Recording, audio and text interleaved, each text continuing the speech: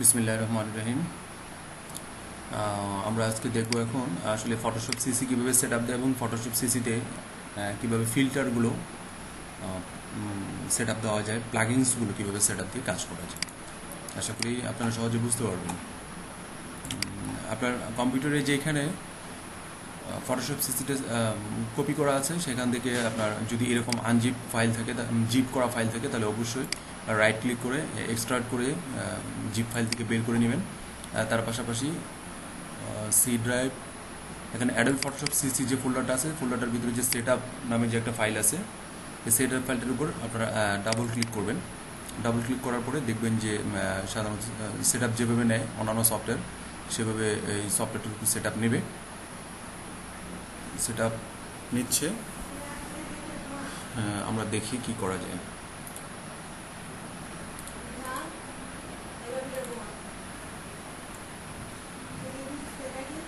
যখন আমাদের এই বক্সটুকু আসবে সেখানে আমরা অবশ্যই কিভাবে কাজটা করব সেটা অবশ্যই দেখব। ইনস্টল, এখানে যেখানে লেখা আছে এটার উপর ক্লিক করব। আমরা ক্লিক করার পরে এখানে একটা সাইন ইন আছে, সাইন ইন করবো।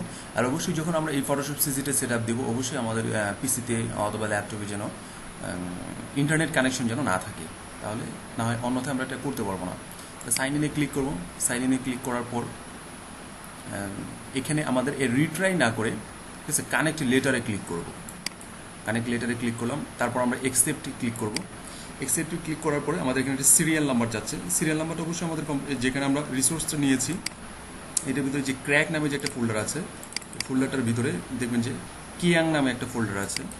কিয়াংয়ের ভিতরে এই যে মানে আইকনটা দেখছেন, এই আইকনটার উপর ডাবল ক্লিক করলে একটা দেখা যাবে যে একটা সিরিয়াল বক্স আসছে। এখানে জেনারেট নামের একটা জায়গা আছে, বাটন আছে, এখানে ক্লিক করলে আমাদের সিরিয়াল নাম্বারটা দিয়ে দিবে।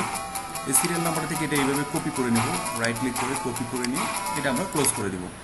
ক্লোজ করে দিয়ে আমরা আবারও আমাদের পূর্বের স্থানে গিয়ে এটার উপর রাইট ক্লিক করে পেস্ট করে দেবো। পেস্ট করে সবগুলো জায়গায় চলে আসছে। আমরা নেক্সটে ক্লিক করব। নেক্সটে ক্লিক করার পরে আবারও আমরা কানেক্ট লেটারে ক্লিক করব। কানেক্ট লেটারে ক্লিক করলে এখানে চাচ্ছে যে অ্যাডোবি ফটোশপ সিসি 64 বিট, অ্যাডোবি ফটোশপ সিসি নর্মাল। তা আমাদের যেহেতু ইয়েতে আছে, আমরা দুইটাই দিই, নো প্রবলেম, ঠিক আছে। যার 64 বিট আছে 64 বিট, আর যার 32 বিট আছে তারা নিচেটা দিতে পারেন। তো আমরা দুইটাই দিই, নো প্রবলেম। আমার যেটা আছে সেটাই কাজে লাগবে। এখন ইনস্টলে ক্লিক করলাম, ইনস্টল হচ্ছে। এভাবে ফাইনাল যখন হবে তখন আমরা দেখি কি হয়। আমাদের হয়তো 2-4 মিনিট ওয়েট করতে হবে, আমরা একটু ওয়েট করি। আমাদের যখন সেট আপটুকু শেষ হয়ে যাবে তখন আমরা এইভাবে নর্মালি এটা ক্লোজ করে দিব। ক্লোজ করে দেওয়ার পরে আমরা একটা জিনিস খেয়াল করব যে এখান থেকে ক্র্যাকে চলে যাব। ক্র্যাকে চলে যাওয়ার সময় এখানে দেখব 64 বিট 86 দেওয়া আছে। আসলে আমারটা কোন ফর্মে, মানে আসলে আমার উইন্ডোজ 7টা আসলে কোন বিটে দেওয়া আছে এটা আমরা একবার চেক করব। আমরা মাই কম্পিউটার উপর রাইট ক্লিক করে প্রপার্টিজে ক্লিক করব। প্রপার্টিজে ক্লিক করার পর আমরা এখানে দেখতে পাবো সিস্টেম টাইপ আসলে 64 বিট আছে না 32 বিটে আছে। এখানে দেখা যাচ্ছে আমাদের 64 বিট। তা আমরা কী করবো তাহলে, এখান থেকে এই ফোল্ডার থেকে 64 বিটের যে মানে ক্র্যাকটা আছে এটা আমরা রাইট ক্লিক করে কপি করে নেব। কপি করে আমরা সরাসরি সি ড্রাইভে চলে যাবো। এটা যেহেতু 32, অবশ্যই তাহলে এটা 64। এই প্রোগ্রাম ফাইল এখানে ঢুকবো। এখানে ঢোকার পরে অ্যাডোবে যাবো। অ্যাডোবে যাওয়ার পরে এখানে নর্মালি লেখা আছে 64 বিট। এটাতে ডাবল ক্লিক করবো। ডাবল ক্লিক করার পরে এখানে রাইট ক্লিক করে আমরা পেস্ট করবো। পেস্ট করার পরে এখানে রিপ্লেস দিয়ে দেবো, কপি টু রিপ্লেস, এখানে চলে আসছে। আমরা এখন যদি নর্মালি ফটোশপ সিসিটা যদি আমরা ওপেন করি তাহলে দেখবেন যে আমাদের এই সিরিয়াল নাম্বার, তারপর ট্রায়াল ভার্সন, তারপর আপনার কোনো কিছুই দেখাবে না আমাদের। নর্মালি আমরা কাজ করে যেতে পারবো। এখানে 7 ডেজ দেখাচ্ছে, তার মানে আমার এটা প্রপারলি হয়নি। আমার যে জিনিসটা কপি করে দিয়েছি সেটা প্রপারলি হয়নি। আচ্ছা, সাইন ইন লেটার আমরা দিলাম। আবারও আমরা কি করব, ওই ব্যাক করি।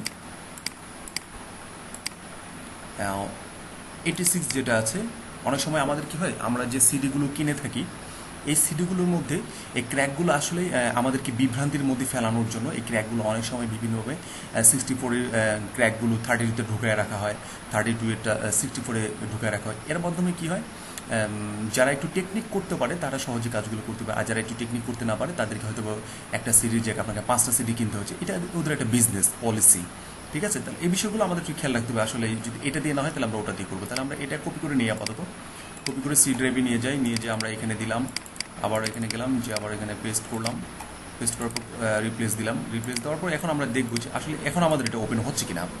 যদি ওপেন হয়ে যায় তাহলে বুঝবো যে আমাদের এটা কমপ্লিট হয়ে গেছে। তাতে বুঝতে হবে আমাদের যে ওই ক্র্যাকটা হয়েছে। এবারও হচ্ছে না আমাদের, তাহলে আমরা কি করতে পারি, সাইন ইন এটা আবারও এটা ক্লোজ করলাম, ক্লোজ করে আমরা কি করব, পূর্বের জায়গায় আমরা ফিরে যাই আবারও। এবার আমরা কি করব, এই 86-এর ভিতরে আমরা অ্যাডোবের ভিতরে পেস্ট করে দিব, ফটোশপের এখানে যে ইয়েটা আছে এইখানে পেস্ট করে দিব।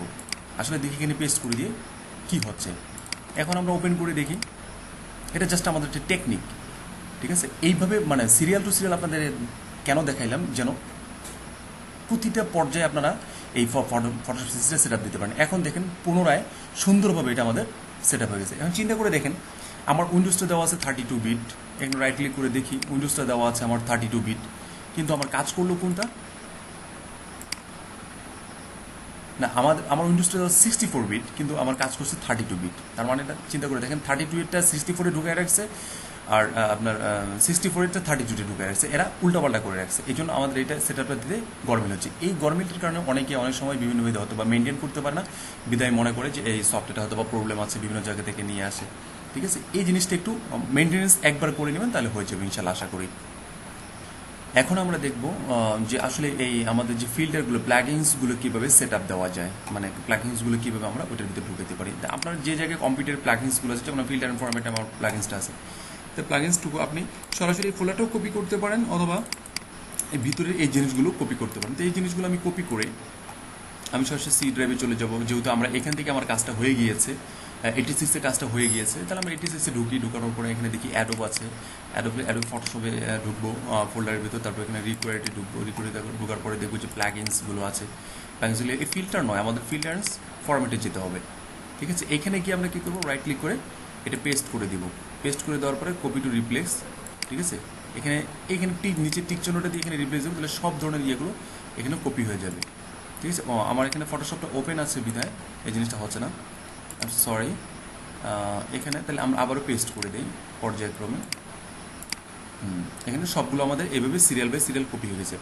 আমরা আগে দেখেছিলাম হয়তো বা যে এটা কীভাবে আমরা করেছিলাম, অনেকে আবার এই যে 86-এ না দিয়ে আমরা কী করছি, এইখানে গিয়ে যখন দিয়েছিলাম রিকোয়ার্ডসে গিয়ে, এখানে যখন আমরা এই প্লাগিংসে যখন আমরা এই জিনিসগুলো দিয়েছিলাম প্রিন্টার ফরম্যাটে, হয়তো অনেক সময় হয়নি।